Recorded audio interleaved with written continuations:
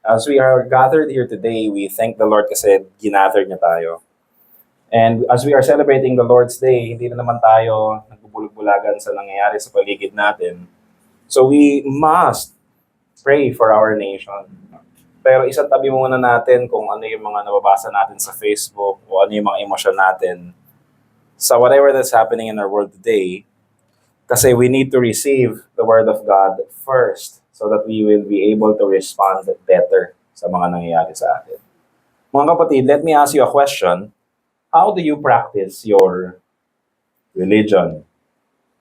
Paano mo pinapractice o paano mo binview yung religion mo? Baka iba sa inyo, wala akong religion, I have a relationship with Jesus Christ. Well, pag pinag-usapan natin yung ating patungkol sa Diyos and how do we practice yung faith natin, that is our religion. Ang religion natin is that we believe that we have a relationship with Jesus Christ, and our religion teaches us to trust and depend on Christ. So hindi po antithesis yung relationship versus religion. Religion natin is that we are teaching relationship with Christ.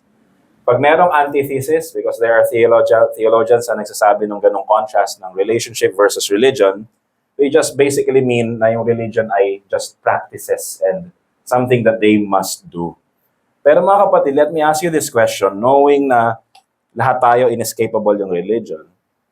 Let me ask you this question, how do you practice your religion? Ano ang effect sa inyo? And naisip niyo ba itong katanungan na ito? Ano ang effect ng pag-practice yun ng religion sa ibang tao? Let me ask you another question. Brothers and sisters, why are you here today? Ano ang concern ninyo? Bakit kayo nandito sa church? Are you thinking about your religion as something na merong checklists na kailangan nyong i-check para kailangan kong gawin ito? Or you are here because the Lord of the Sabbath has called you in His presence dito sa ating Lord's Day, or what we call the Christian Sabbath. Mga kapatid, God cannot be mocked. He knows your answers. He knows your hearts. But this morning, pag-usapan natin, how must we practice our religion as Christians? Paano natin dapat isipamuhay yung ating pagiging Kristiyano in light of our passage today? At the end of the sermon, brothers and sisters, gusto ko ang bawat isa sa atin ay magkaroon ng rest in the finished work of Christ and know the reason bakit tayo nandito sa church. At hindi lang yon, but that we would respond with joy and thanksgiving because Christ is the Lord of the Sabbath. Buksan po natin yung ating mga Biblia sa Luke chapter 6, verses 1 to 11. We have been discussing yung book of Luke. Ilang buwan na ba? Kailan ba tayo nag-start? Since August, I think. O since September, I think. Tutuloy-tuloy po natin to hanggang tapos yung book of Luke. By the way, bago po ako magtuloy, yung announcements mo natin, yung isang event, lahat po, no, yung mga katatayan, mga kalalakihan, kababaihan, young people, single, ages 18 and above, yung lahat na nag-join ng ating mga fellowship, yung men's fellowship, women's fellowship, singles fellowship, every one of you are invited kasi meron tayong capstone session. Tatapusin na natin yung topic natin on vocation at mangyayari po ito ng November 30, hindi po November 23. Initially, dapat November 23. Pero i-move po natin ng November 30. And we are hoping na ang bawat isa sa atin will be here so that we will talk about vocation. 1:30 p.m. po yun. Yun po yung gagawin natin. So let's go back to our passage. In Luke chapter 6, verse 1 to 11. On a Sabbath, while he was going through the grain fields, his disciples plucked and ate some heads of grain, rubbing them in their hands. But some of the Pharisees said, "Why are you doing what is not lawful to do on the Sabbath?" And Jesus answered them, "Have you not read what David when he was hungry? What David did when he was hungry? he and those who were with him, how he entered the house of God and took and ate the bread of presence, which is not lawful for any but the priests to eat, and also gave it to those who are with him.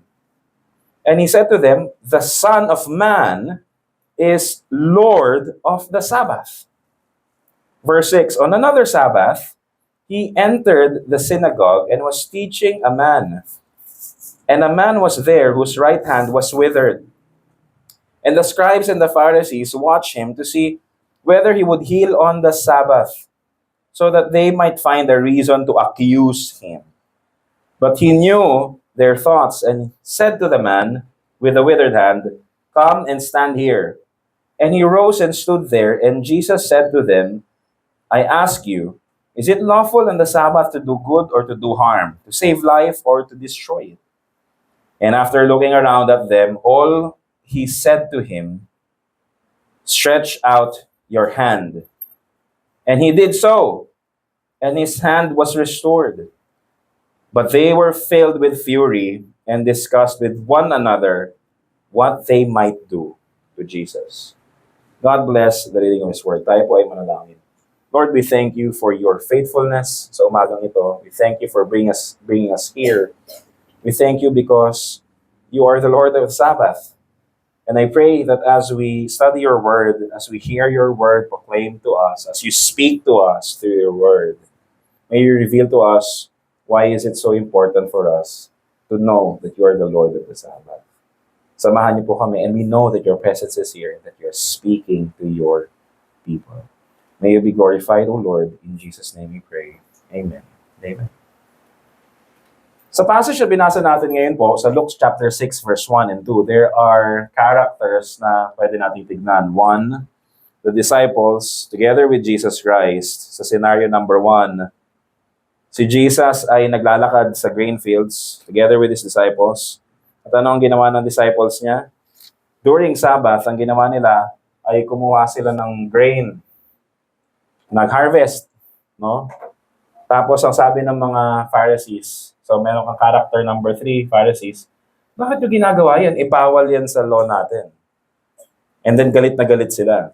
So Jesus Christ replied to them, mamaya explain natin ang ibig sabihin nun. And then sa second scenario, sa next Sabbath, on another Sabbath, hindi natin necessarily the next Sabbath, pero on a Sabbath day na naman, kung kailan nagtuturo ang Panginoon. Then merong withered hand, man with a withered hand na nandun, at yung man with the withered hand na nandun ay dinala o nilagay doon para tignan kung magpapagaling si Jesus o Sabbath. Ite-test ng Pharisees kung magpapagaling si Jesus o Sabbath. And nagkaroon ng contention, sabi ni Jesus Christ, is it lawful na magpagaling o to do harm? Pinagaling niya pa rin. And now look at the reactions of the Pharisees. Nung pinagaling ni Jesus Christ yung man with a withered heart, ano yung sinabi nila? But they were filled with fury. Napagaling on the Sabbath, pero they were filled with fury. So makikita natin dito, two ways of celebrating Sabbath. Isang tama, isang mali. Alam natin, si Jesus ang tama. Hindi siya pwedeng magkamali. Amen? Pag sinabi mo mali si Jesus, ba't ka pa nandito? Si Jesus is correct. So why and how did this come to this? Bakit ganun yung mga Pharisees na napagaling na nga, galit pa rin sila? Brothers and sisters, this has something to do with the twisted practice ng mga Pharisees when it comes to the law of God. Mga kapatid, kanina, nirecite natin at kinonfess natin yung Decalogue.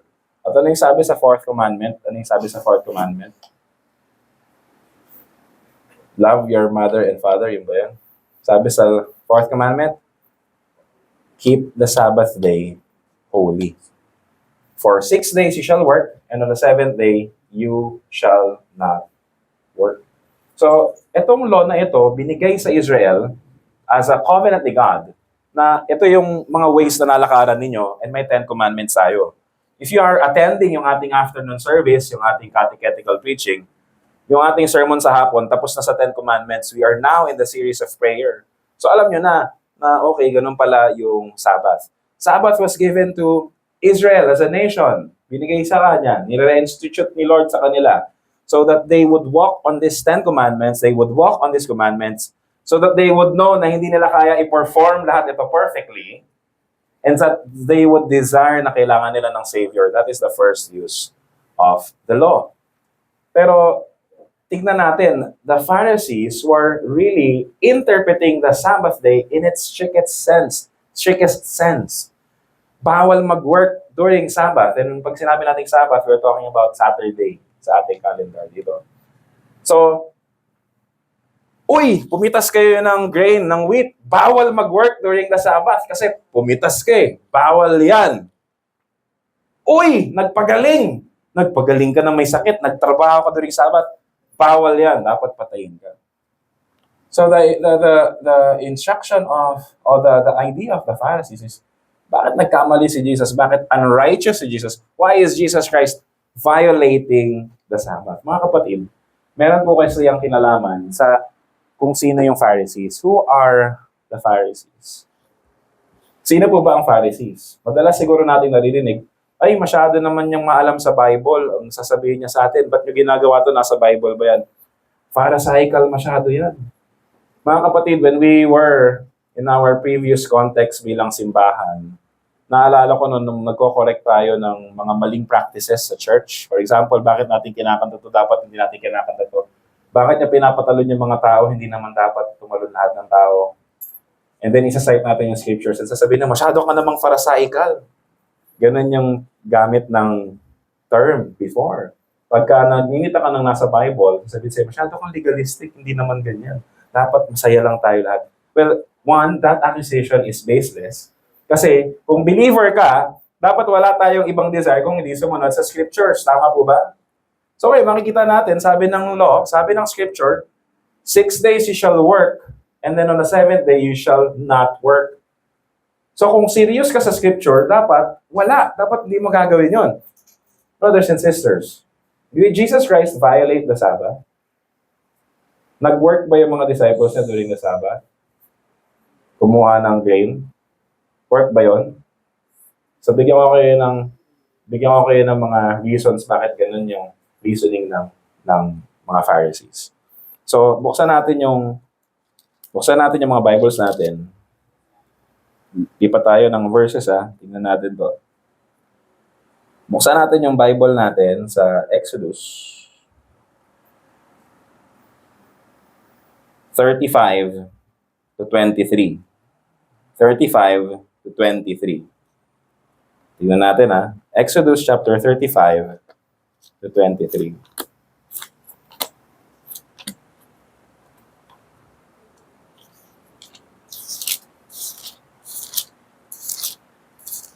Mga kapatid, wala po tayong slides ngayon. Kaya wala po kayong makikita sa slides.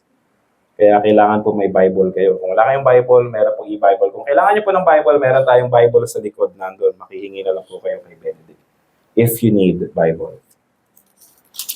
Exodus chapter 35, verse 2 and 3. Nandiyan na po ba kayo? Anong sabi? Yeah. Buti nandiyan na kayo, ako wala pa. Exodus 35, 2 to 3. Sabi dito, 6 days work shall be done, but on the 7th day you shall have a Sabbath of solemn rest, holy to the Lord. Whoever does any work on it shall be put to death. Verse 3, you shall kindle no fire in all your dwelling places on the Sabbath day. Bawal maggatong, bawal magsiga, bawal manggatong. So question, yung pag-harvest ba, work ba yon? Kung ang paggatong is work, yung pagkuha ba ng is work? So pag nag-violate, you must be put to death. So tama ba yung Pharisees? May punto.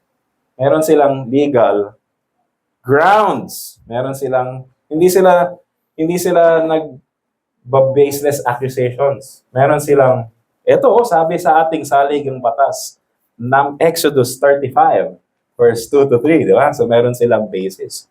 Now, tignan natin yung mga ibang examples. In the same book, Exodus chapter 15, 32 to 36, kasi baka sabihin nyo, baka sila lang yan, mali lang yung interpretation nila kasi ang yayabang nila noon, baka legalist lang sila.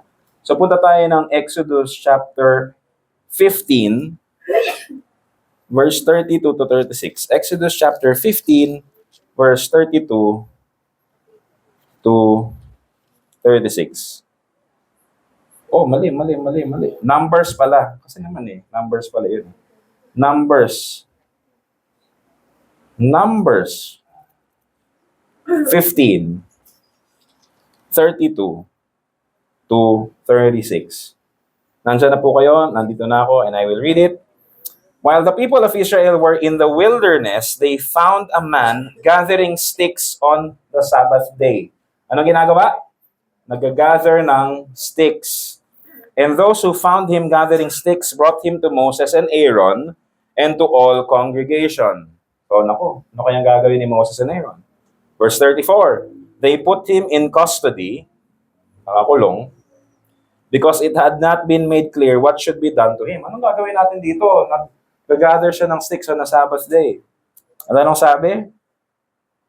And the Lord said to Moses, ito hindi na si Moses and si Aaron, si Lord mismo yung nagsabi. Ano sabi ni Lord? And the Lord said to Moses, the man shall be put to death, all the congregation shall stone him with stones outside the camp. Verse 36, and all the congregation brought him outside the camp and stoned him to death with stones as the Lord commanded Moses. Brothers and sisters, praise the Lord, wala na tayo sa Old Testament. Praise the Lord, hindi tayo mag-members meeting and then sasabihin natin, sila po ang mga nag-violate ng Sabbath, stoned, and all the congregation stoned to death. Praise the Lord, we are not doing that anymore. Bakit? Mamaya explain natin yun bakit. But here, in the verses na na-cite natin and in the history of Israel, makikita natin that when they read the law, they have seen grounds kung paano tinitake ni Lord seriously yung Sabbath day as a holy day for them to keep. And kapag violate nila yon, merong consequences na mangyayari. And you may ask, ba't ganun ka-severe? In the case of Numbers, sinabi na ni Lord na bawal and then wala silang pakialam, wala silang adherence to the Word of God. Yung so lantarang rebellion yun. And pag nagsisimula, naalala nyo si sa Ananias and Sapphira. Nagsinungaling sila sa pira, di ba? Sabi nila, binigay na nila lahat, kasi hindi naman pala. So, nagsinungaling sila sa pera. And then, namatay sila. So, ano nangyari? No? Nagsisimula yung church and fear spread all the congregation. Ngayon, ayaw nila magsinungaling mali pala yung ginagawa. May seriousness and may solemnity involved because of that punishment. In the same way, nung na-punish itong taong ito na nag-gather ng sticks on the Sabbath, simply gathering sticks on the Sabbath pero namatay, there were really fear sa kanila na, we must take the Sabbath seriously. Sabi mo, ang harsh naman ng Lord para nag-gather lang ng stick. E di apply mo na din, ang harsh naman ng Lord para pumitas lang ng prutas si Adan at Eva. Brothers and sisters, the problem kasi is not yung sin committed, but to whom the sin was committed. In-example ko, when I'm sharing the gospel, kung kayo ay students, kaklase mo, binato mo ng eraser, anong gagawin ng kaklase mo sa'yo? Tatawa-tawa pa yan, papatuloy ka rin ng eraser niya. Or susumbong ka sa teacher. Binato mo yung eraser, yung teacher. Anong gagawin sa'yo? Papatawag yung magulang. Matindi ka, ang binato mo ng eraser, principal. Same sin, pero kung kanino mo ginawa, matters a lot. Brothers and sisters, this man sinned against the holy God. Adam and Eve sinned against the holy God. We all have sinned against the holy God. So God has all the right to bring justice. Mga kapatid, ito yung isang ating confidence. Our God is just. He will really punish evil. Hindi man ngayon, but surely when He returns, He will punish evil. Kaya yung mga nababasa nating mga parakot now and yung mga issues in the society, may araw din yan. Hindi man yan ngayon, makalusot man yan ngayon, the Lord will pour out His judgment on them. Let us persevere. Let us cry out to the Lord. Balikan natin yung ating pinag-uusapan. So if babasahin natin yung mga verses na yon, mukhang may grounds yung Pharisees. Why are the Pharisees so serious about the Sabbath? Mga kapatid, ganito kasi yung nangyari. Sa law of Israel, sa history ng Israel, when they were in the promised land, yun yung covenant na binigay ni God sa kanila, you must observe the Sabbath day. They have neglected the practice of the Sabbath day dahil nag-worship sila ng mga idols nila. They have neglected to observe what God has given to them, alam mo kung ano nangyari sa kanila? It contributed to their exile. It contributed to the exile. At kaya, yung exile na 70 years silang nawala sa promised land kasi yun yung amount and cumulative Sabbaths that they have ignored sa Lord. And then inalis sila ni Lord para magkaroon ng Sabbath yung land from them. So, nung na-exile yung Israel, nasa promised land sila, in-exile sila ng Panginoon because of their unfaithfulness. Hindi lang Sabbath breaking ang kasalanan nila. They are guilty of breaking all the 10 commandments. Nag-worship sila ng mga idols. They are committing adultery. They are committing lying. They are committing murder. They are madami, lahat ng sins. They are experts on sinning. And so God, in His justice and holiness, na yung people of God mismo yung promotor ng kasalanan, He removed them from the promised land. Alam niyo kung ano nangyari? Na-divide muna yung kingdom, northern, southern. Yung northern kingdom na-absorb ng Assyrian Empire. Yung southern empire in exile ng Babylon. For 70 years, they are without their own land. That is the seriousness of the Sabbath day. Not just Sabbath, but yung law of God na violate nila. And mga kapatid, after 70 years, alam niyo kung anong faithfulness ng Panginoon? The Lord sent His people back. So, unfaithful na sila, hindi na sila sumusunod sa Lord, they deserve punishment, they deserve to be gone. Pero alam niyo ba, nung nasa exile sila, anong nangyari? God raised Daniel. Kilala niyo si Daniel, yung pinakain sa leon? He raised Daniel, He raised Esther. Si Esther para hindi ma-wipe out yung mga Jews. God raised people para i-preserve yung Jews dun sa exile. Kaya nga dun nga yung Jeremiah 29 eh. For I know the plans I have for you, declares the Lord. Plans to prosper you, not to harm you. Plans to give you a hope in the future. Kasi nasa exile sila, yung context na yun. Nandun sila sa promised land. Lord, anong plano mo sa amin? Ito ang plano ko sa inyo. Mag-survive kayo dyan, matuto kayo ng humility, and then tignan ninyo kung paano ko kayo ibabalik dito sa promised land. Paano sila nabalik sa promised land? Mga kapatid, hindi sila nag-rally. Hindi sila nag-revolt sa government. But God raised ungodly leaders, si Cyrus, para mag-decree, o sige, bumalik na kayo lahat sa promised land ninyo. Hindi lang yun, ito yung mga provisions na kailangan ninyo, gawin nyo na yan. And so God raised Nehemiah and Ezra para ma-restore yung Israel sa kanilang promised land. Pero, they are not the same as before. Yung temple, nung nabuo yung temple, wala na yung glory of God sa temple, yung cloud. So, nung na-build na yung temple, in-inaugurate na nila yung temple, second temple, kasi yung first temple nasira, yung binat ni Solomon. Yung second temple, yung mga naka-witness nung may temple pa nung bata sila, sabi nila, yung temple nung bata kami, sobrang glorious, yung presence ni God nandun as a cloud. After this, wala na yung glory ni God. Wala na yung glory ni God. So, yung mga hindi nakakita ng temple, masaya. Yes, tapos na yung gawain natin. Yung mga nakakita ng temple nung una, umiyak kasi naku, wala na, ang layo nito sa dati. Sinabi yun sa, I think, Nehemiah or Ezra na, yung shouts ng people, hindi mo malaman kung nagre-rejoice or umiiyak, halong emotions. And so, merong restoration na nangyari. So, brothers and sisters, when they were restored, ano sa tingin nyo gagawin nila? Alam na nila yung nila nila, di ba? They were exiled kasi they have broken their covenant with God. So, anong tingin nyo gagawin nila? Magpapasaway mo ba sila kay God o hindi na? Dapat, di ba? Sabi nila, hi, nakabalik na tayo sa promised land. Dapat hindi na natin gawin yung mga sins na ginawa natin before. Kasi kaya nga tayo na exile kasi violate natin yung law. So dapat maging faithful na tayo sa Lord. Matuto na tayo ng mistakes. Tingnan nyo, nagsisi na sila. Naging mabait na sila. Brothers and sisters, buksan ninyo yung book ninyo sa Nehemiah chapter, yung Bible natin sa Nehemiah chapter 13. Verses 15 to 22.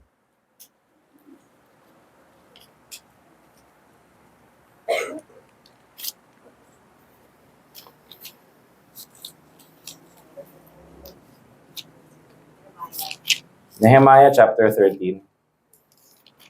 First and 2 Kings, First and 2 Chronicles, Ezra, Nehemiah, Esther, Job.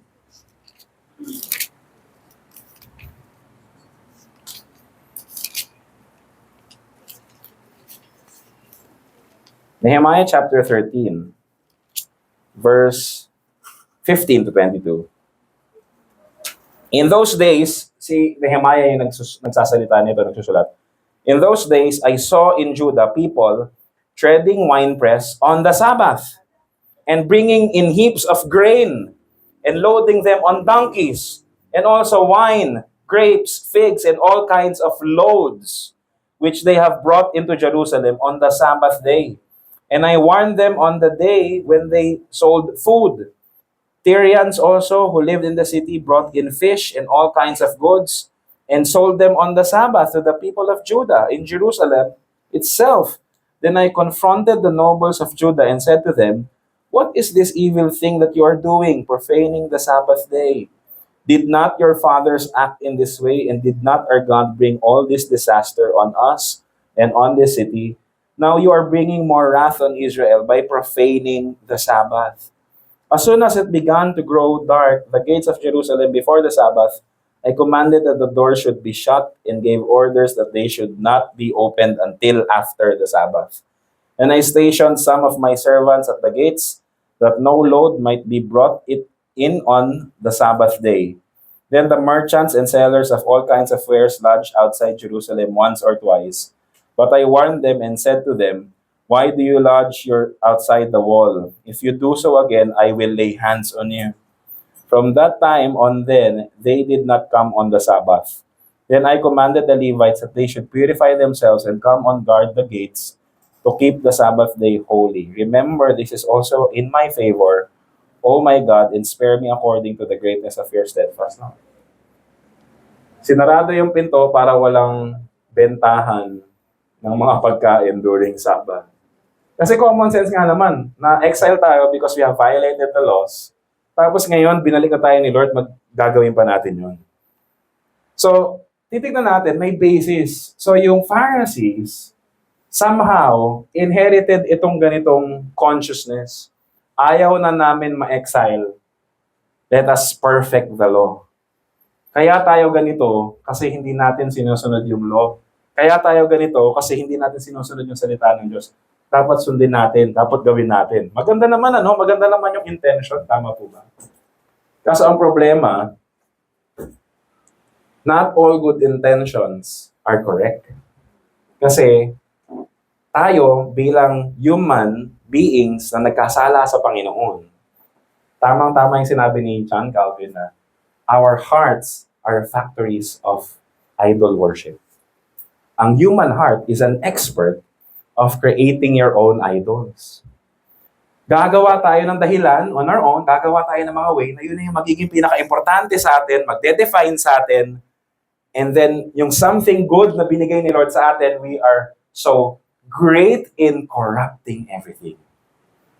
Mga kapatid, kilala niya ba si Midas, si King Midas? Fiction story siya. And si King Midas, lahat ng hinahawakan niya nagiging ginto. Tayo opposite ni Midas. Lahat ng hawakan natin nagiging toxic. Because it flows from the toxicity of our hearts. Yung toxicity na to, not necessarily obvious. Pag sinabing toxicity, anong toxic? Nagsisigawan sa bahay, nag-aaway yung magulang, yung mga kapatid nagre-rebelde sa tatay o sa nanay, unchristian-like behavior and environment that discourages and hurts the people around them. Yun ba yung toxic? Hurting, insulting, discouragement, na parang masusumala ng wag na mag-exist. That's not just the form of toxicity. Isang form ng toxicity is self-righteousness. You're pretending to be okay and you're pretending to be all right and then walang problema. Lahat ang problema yung ibang tao, hindi ikaw. And that is pride. And that is also a form of our toxicity. And so the Pharisees have corrupted the law of God na maganda sana, na dapat talaga i-observe yung Sabbath with all seriousness. Pero hindi nila ito pino-perform so that they will enjoy the benefits na ginawa ni God for them to enjoy. But they are performing the Sabbath in such a way, magaling kami. Na-observe namin to. Kayo, kayo salot kayo sa lipunan din yung nagagawa ito. And they look down on others. They insult other people. Kaya nga ang prayer ng Pharisee nung nanalangin siya, di ba? Lord, salamat, hindi ako kagaya nitong tax collector na ito. Brothers and sisters, if you are here with us during yung catechetical preaching natin, yung murder is not just yung act of killing the person, but we are guilty of murder when we look down on other people kasi feeling natin mas magaling tayo sa kanila. Murder and the roots of murder is not just yung act of killing, pero yung pag-dehumanize mo sa tao less than on who he is as a created in the image of God. We look down on others. Murder po yun. And yan yung nangyayari sa Pharisees. Walang kwentang tao kayo kasi hindi nyo nagagawa yung ginagawa natin. Does that sound familiar? Brothers and sisters, pag titignan natin yung ating political landscape na maingay yung sobra sa social media. Sobra na yan insan. Kaya napunta ako sa kabilang channel. Sobra na yung toxicity, yung sobra na yung normal na lang na, hindi, walang kwentang mga tao to kasi hindi namin siya kagaya. The roots and the seeds of murder are already evident in the way we use our social media. At hindi lang yun. Even in our Christian life. Brothers and sisters, anong tingin mo sa unbelievers? Anong tingin mo sa mga hindi nakakasunod sa mga kagaya ng mga nasusundan mo ngayon? How do you look at them? Mga talagang wala nang aasahan yan. Buti pa kami, nandito, ng Lord's Day, umaga hapon. Ay ako, umaga lang, kaya hindi ako mayabang. Mayabang ka pang umaga ka lang. Di ba? Can you see the issue? Pwede nating gawing source ng pride and identity yung mga bagay na even na kahit yung kapalpakan natin, pwede nating gawing prideful pa rin tayo. Can you see the heart of the human being expert in transforming idols? Brothers and sisters, the Pharisees are guilty of that. They have made their image as their main goal. Ito, mas holy ako sa inyo. Ang problema sa atin, mga tao, sa ating Israelites is we need more laws and more obedience sa law. The more that we obey the law, the more that we will be great again. Brothers and sisters, the law could never make us great. The law could never make righteous. Alam mo ang ginagawa ng law? The law exposes our sinfulness that we indeed deserve to die. So the problem of the Pharisees is that they are all law. Nakalimutan na nila yung mercy and grace and the whole point of what the law is. Kaya yun yung argument ni Pablo sa Romans.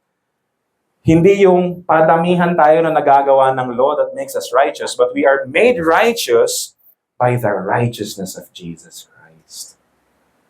So nakita na natin, parang may basis, parang may biblical basis yung Pharisees. Guilty sila sa kanilang projection. Kaya ang nangyari, imbis na matuwa sila sa taong gumaling, anong reaction nila? They hate Jesus for healing on the Sabbath. Tignan naman natin ngayon yung other way of celebrating Sabbath. Paano sinelebrate ni Lord yung Sabbath? Tignan natin, balik tayo dun sa ating text sa Luke chapter 6, verse 1 onwards. Tignan natin ngayon.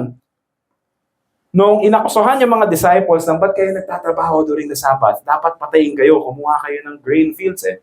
Tignan muna natin dito. Saan kumuha ng food yung mga disciples? Tignan niyo yung Bible ninyo, wala sa taas ng sagot. Saan?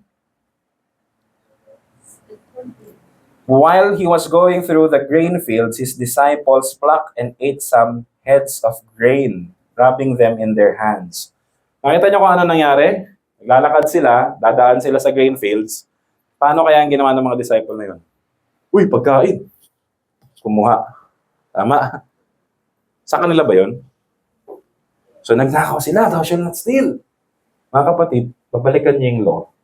Sabi sa law, sa Leviticus, pag ikaw ay may grain field, hindi mo pwedeng i-harvest lahat. Kailangan magtira ka sa mga gilid niyan. Kasi para yun sa mga gutom, para yun sa mga poor, para yun sa mga foreigners, para yun sa mga widows, para sa kanila yun. So here, sa Leviticus, makikita natin ganito yung principle.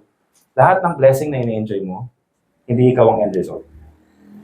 The Lord has commanded them, noon pa lang, sa Old Testament na, hindi mo kailangan i-harvest lahat kasi para sa iba yan. May kukuha para dyan. So, hindi violation ng law yung ginawa ng mga disciples kasi pwede talaga nilang kunin yun. Para sa kanila yun. Ba't sila kumuha? Gano'ng kadami yung kinuha nila? His disciples plucked and ate some heads of grain. Kinain ba nila lahat? Sabi, some heads of. So, lahat ng kinuha nila, kinain nila. Ilan na yung kinuha nila? Enough na kinain lang nila. Kasi, ba't nila kinain? Gutom na sila eh. They are hungry. So, bakit mo nagtrabaho? Gutom na kami. Ang gagawin ko, mamatay ako ng Sabat. Gutom na kami. Punta kami sa Sabat, di pa kami nag-breakfast. Nag-provide si Lord ng salon niya na pwede mong kainin yung mga nandyan. So, were they violating the law? So, ngayon, tignan mo ano nangyari. Ang sagot ni Jesus Christ, verse 3, verse 2, why are you doing, sabi ng Israelites, sabi ng Pharisees, why are you doing this? What is not lawful to do on the Sabbath? Anong sagot ni Jesus? And Jesus answered them, have you not read? Oy, Tagalogin natin. Hindi niyo ba nabasa? Ano? Yung Bible. Tignan niyo, oh. Have you not read what David did when he was hungry? So David is king of Israel. So si Jesus Christ is appealing to the, saan? Scripture, hindi sa emotion. Maawa naman kayo, gutom na kami, grabe naman kayo, legalistic talaga kayo. No! Jesus was appealing to the Scripture. Have you not read? Hindi mo ba nabasa? Anong nababasa ko? Yung ginawa ni David. At anong ginawa ni David? When he was hungry, and he and those who were with him, how he entered the house of God and took and ate the bread of presence. Kasi may nangyari sa life ni David. Sige, basahin natin to. Saan ba to? Taga, basahin natin to.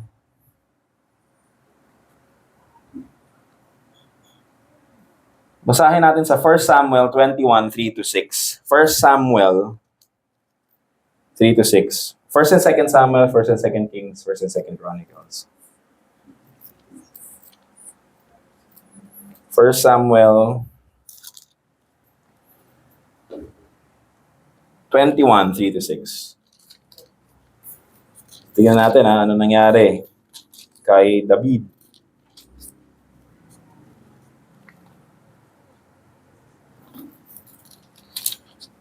Verse 3. Now then, what do you have on hand? So, basahin natin siguro sa 1. Then David came to Nob, to Ahimelech the priest, and Ahimelech came to meet David, trembling, and said to him, why are you alone and no one with you? And David said to Ahimelech the priest, the king has charged me with the matter, and said to me, let no one know anything of that matter about which I send you, and which I have charged you. I have made an appointment with young men for such and such a place. Now then, what do you have on hand? Give me 5 loaves of bread, or whatever is here. Verse 4, and the priest answered David, I have no common bread on hand, but there is a holy bread. Senaryo lang, bigyan ko yung senaryo. So during this time, si David may nagkudeta sa kanya and nagtatago siya sa kalaban niya. Okay? I'm not sure, sir, baka si Absalom. Basahin na natin sa Bible. Oh, no, si Saul. He is fleeing Saul. So, merong problema. And so, nagtatago siya from Saul. And then, bakit ikaw nandito, David lang? Kasi sinabi ng king ganito. So, nagsinungaling pa siya. Sabi ng king, nandito ako. Ito. Anong meron ka dyan? So, anong meron dyan? Sabi ng priest, wala akong normal na bread, pero merong bread sa altar. So, ano ba yung bread of presence? Ang bread of presence, in order sila ni God, na magbe-bake sila ng bread, unleavened bread, 12 na malaki, parang pizza pie. 12 na malaki, to represent the 12 tribes of Israel. Tapos ilalagay nila yun sa altar on the Sabbath day. Ilalagay nila on the Sabbath day. Tapos for 7 days, hindi nila yun kakainin. Kasi it represents na the Lord is the giver of bread sa buong 12 tribes. Okay? The Lord is the provider ng 12 tribes. And then for the whole week, the priest will consecrate it. Testimony yun that the Lord is the one who is sustaining the 12 tribes. So at the end of the Sabbath day, ang gagawin nila, kakainin, at the end of the 1 week, kakainin na nila yun. Provision sa priest. The Lord provides for the priests as well. Galing, ano? Tapos i-replenish na nila ng bago. So sabi, anong meron kayo? Ang pwedeng kumain lang ng priest, hindi pwedeng kainin nyo ng normal na tao. Kasi holy yon. May sacramental value yon. May priestly calling yon. So bawal ang ibang kumain nun. So tignan ano nangyari. Bigay mo kung anong meron ka dyan. May bread, kailangan namin bread. I have no common bread. Mga kapatid, tandaan nyo nung panahon na to, walang Uber, walang Grab, hindi sila makapagpa-deliver ng Ilocos Empanada, kung ano man. So, yung bread lang na nandun yung kailangan na kainin. And the priest answered David, I have no common bread on hand, but there is a holy bread. If the young man have kept themselves from women. Verse 5, and David answered the priest, truly women have been kept from us. As always, when I go on expedition, the vessels of the young men are holy, even when it is an ordinary journey. How much more today will their vessels be holy? So, ibig sabihin, hindi sila kung nagko-commit ng sin. Di ba?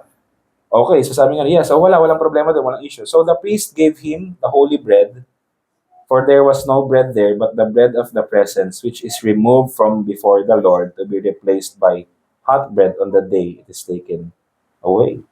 Kasi David, nakakain ng bread, nakalusot si David, pinakain ng bread. Bukan bakit? Kasi kailangan niya na. Kasi kung hindi siya kakain, at saka yung men niya, mamamatay na sila. Because of the journey. So dito makikita natin na mayroong mga exemption to the rule. Did David violate the law? Emergency, kailangan ko ng help. So meron tayong acts of mercy na nakikita during the Sabbath. Dapat para sa priest yun, pero pinagamit kasi in order to save life. Okay, ngayon sinabi ni Jesus. Hindi mo nabasa? Si David, and then binigyan niya pa yung iba, which is not lawful for any but the priest to eat, and also gave it to some with him. So ano sabi ni Jesus pagkatapos? Ibig sabihin mo nun, gagayahin natin yung mali ni David. Ganun ba yun? Ano sabi ni Jesus? Verse 5, and he said to them, the Son of Man is the Lord of the Sabbath. Kung si David nga, hindi pinarusahan at hindi kanistigo because of that, hinayaan lang, how much more na siya, na more than David, because he is the Lord of the Sabbath.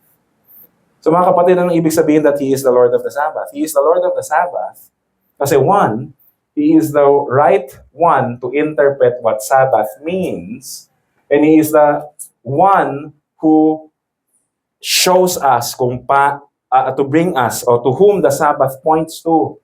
Si Jesus Christ, yung fulfillment ng law na ito na binigay ni God. Mga kapatid, para saan ba yung Sabbath o bakit ba mayroong Sabbath?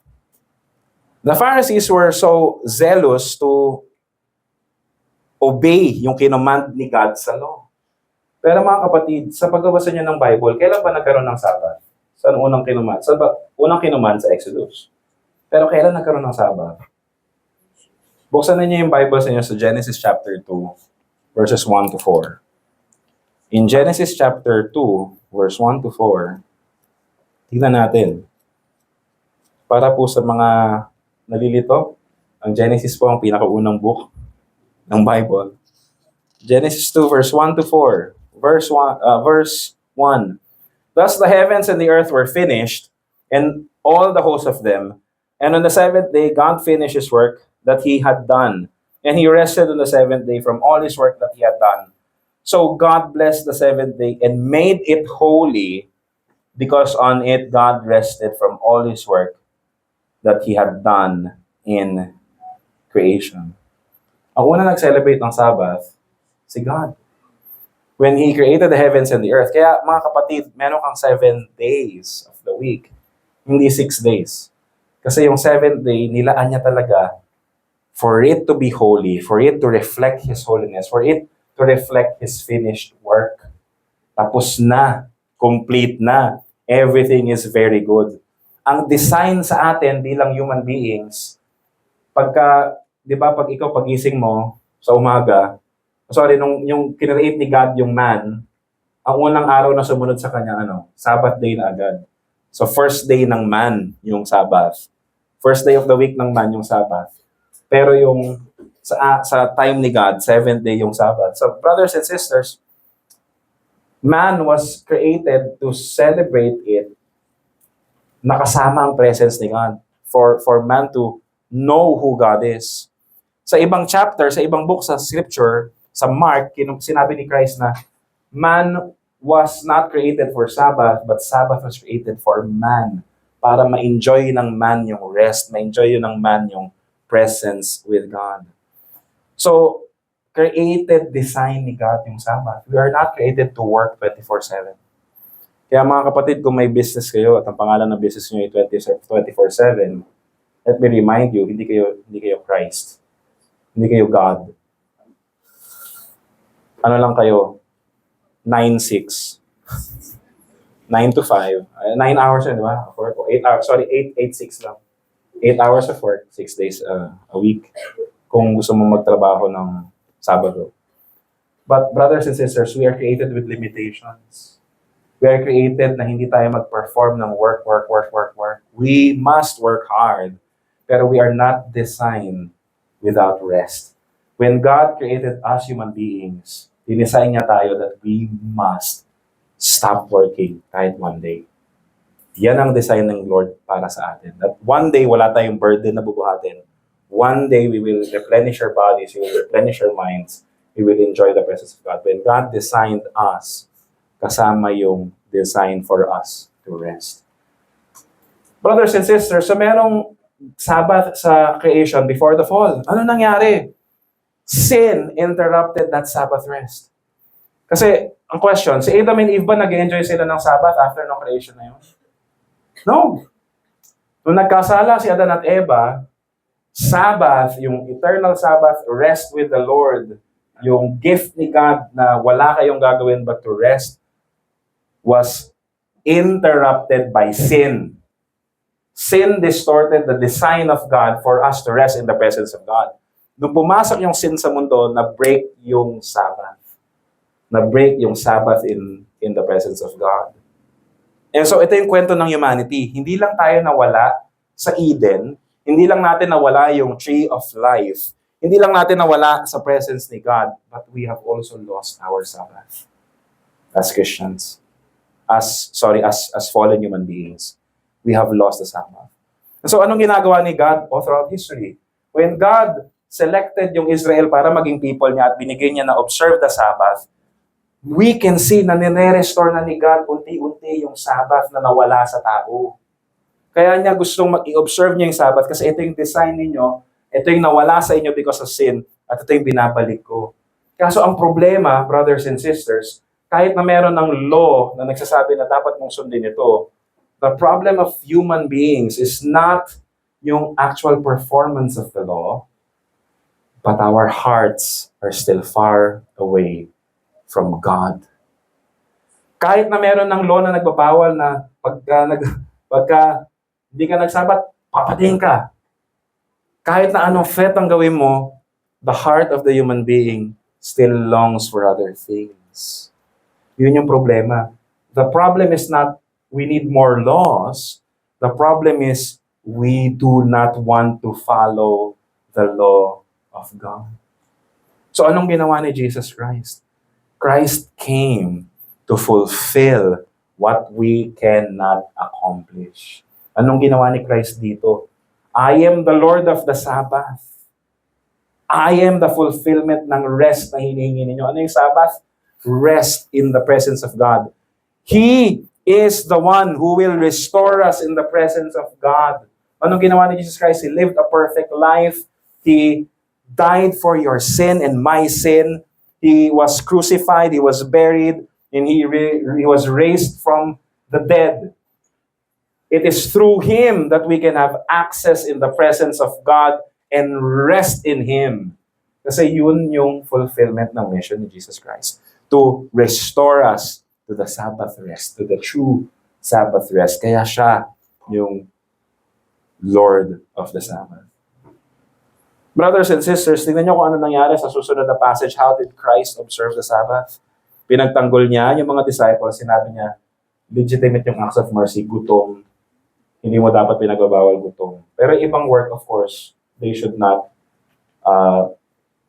hindi na ako mag-o sa Sabbath kasi madami pa akong kailangan gawin. No. May mga acts of mercy na talagang kailangan mo gawin. Pag hindi mo ginawa, may mamamatay. Pag hindi mo ginawa, may mapapahamak. So you need to do it. At hindi siya repeatedly. Tingin niyo pa paulit-ulit silang kumukuha ng grain palagi. Hindi. There are times na hindi nila ginagawa yan. So, now, tingnan natin yung susunod na passage. At sabi dun sa verse 6 onwards, yung mga Pharisees, nagdala sila ng man with a withered heart. Hindi sinabi dito na dinala nila, pero dun sa synagogue may man with a withered heart, withered hand. Mga kapatid, nakakita na kayo ng withered hand. Ano ibig sabihin ng withered hand? Ano itsura nun? In one of the passages, yung withered hand is also, somehow, pag dinidescribe yung leprosy, withered din yung mga itsura nun. Parang nabulok o nawala na. Wala nang buhay. Nalagas. Ketong yun, di ba? Pag may leprous doon, dapat pinaalis kasi hindi ka dapat nandito sa amin. Dapat unclean ka, malayo ka. Pero itong man with a withered hand, nandun sa synagogue. So bakit pinapayagan ba nila yung mga taong may nalalagas yung kamay? Mag-church sa kanila, mag-synagogue? Hindi eh. Sa customs nila, pinalalayo nila. Pero in that scenario, ba't nandun? The Pharisees were so willing to compromise their view para pahiyain si Jesus kasi trap.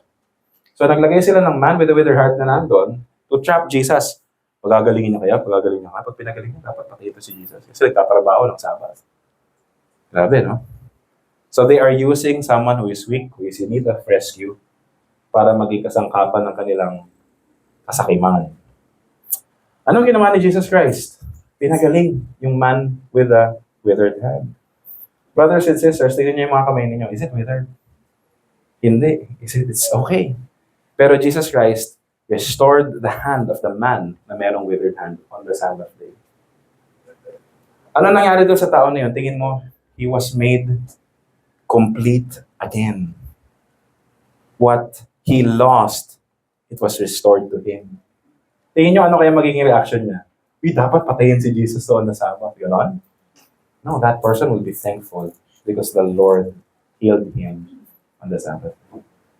Brothers and sisters, you and me, hindi lang po kamay yung withered sa atin. Our souls, our bodies, our minds are withered dahil sa ating constant na pagbubuhat ng law, constant na pagpa-fight sa sin, constant na tingin natin na tayo yung dapat. We just need to do more things better. We just need to do this better and na magiging okay na lahat. Pag dumating lang yung blessing na inihintay ko, sagot na lahat ng ito. Hindi ka ba napapagod kung gano'n ang Christianity mo? Mga kapatid, nakakapagod. Para ka nasa hamster wheel. Because Christianity is not about our performance. Christianity is not about us doing the work.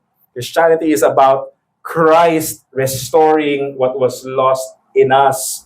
We have lost the rest in the presence of God. We have lost the tree of life. We have lost Eden. But Christ brought us back with Him when He united you and me.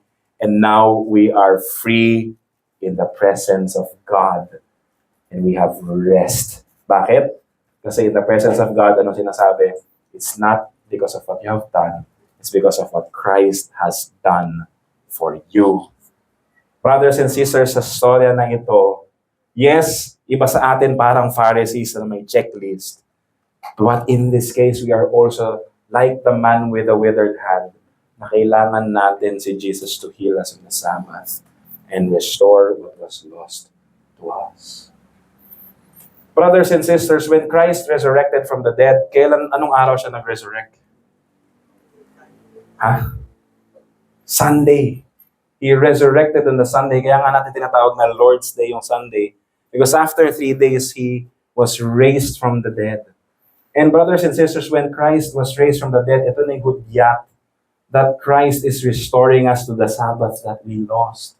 Kaya ang celebration natin ng Christian Sabbath, hindi na Sabado. Ang celebration ng Christian Sabbath sa atin is Sunday, Lord's Day, because Christ has restored us dun sa Sabbath rest na meron siyang in-offer sa atin, na design tayo for us to enjoy. It is during the Lord's Day that Christ is speaking His words to us.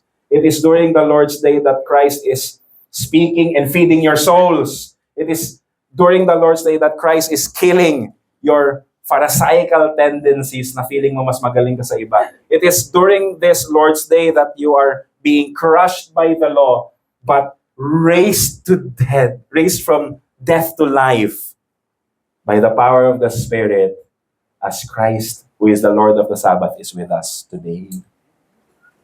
Brothers and sisters, hindi natin to ginagawang church na dahil gusto lang natin gawin o nakasanayan na natin. We are here because the Lord of the Sabbath has called you and me to be whole again in Him and with Him. Ibig sabihin ba nito, wala na tayong sakit? Ibig sabihin ba nito, lahat ng mga utang natin bayaran na? Ibig sabihin ba nito, wala na tayong kapintasan? No. But in spite of whatever that you are going through, we have the ultimate comfort that neither death nor the demons can separate us from the love of God, because Christ has offered us Himself. And He offers us Himself every Lord's Day sa people niya. Ibig sabihin ba nun, tuwing Lord's Day ka lang united kay Christ? No. As a believer, we have now entered the rest of God. Tignan natin yung Hebrews chapter 4. Anong sabi sa Hebrews chapter 4? Buksan po natin ang ating mga Biblia sa Hebrews chapter 4.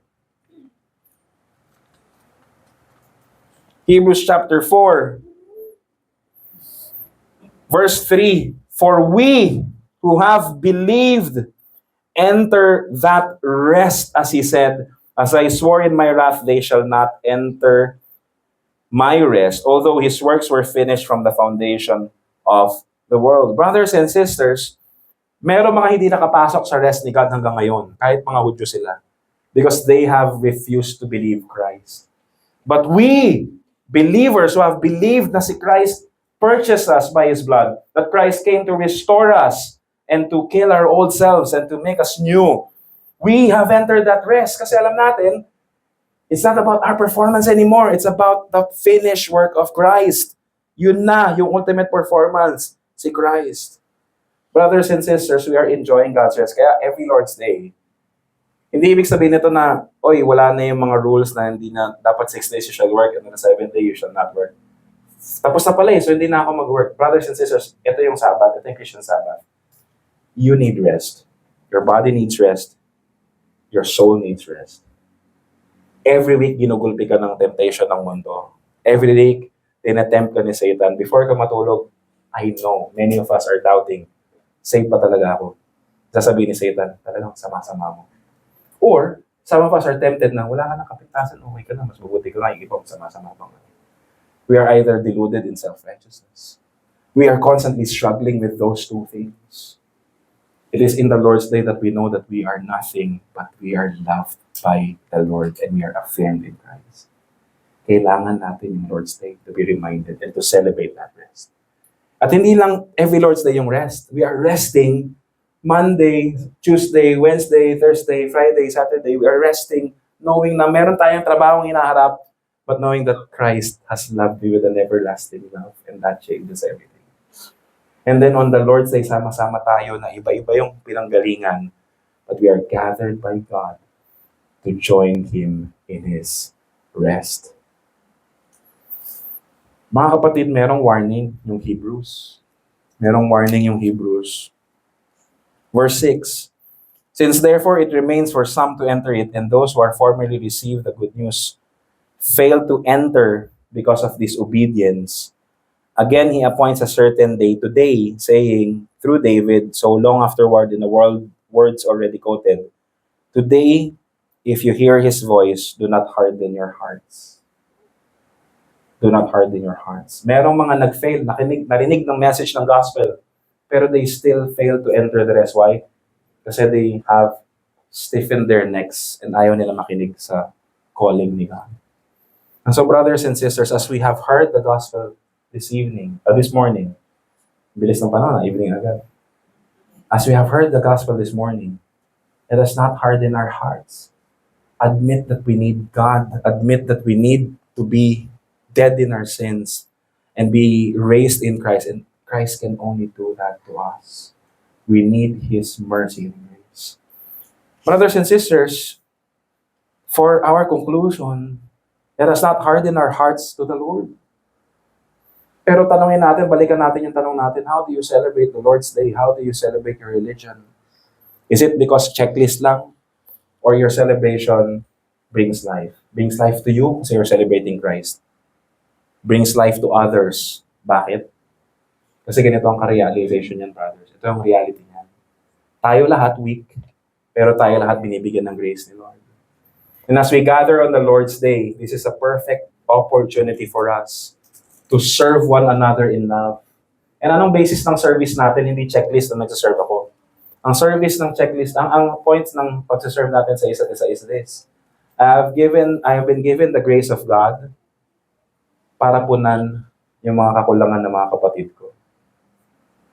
I will be a blessing to my brothers and sisters in the Lord. And the best way and perfect time to do it is to spend time together on the Lord's Day, serving one another, encouraging one another, loving one another.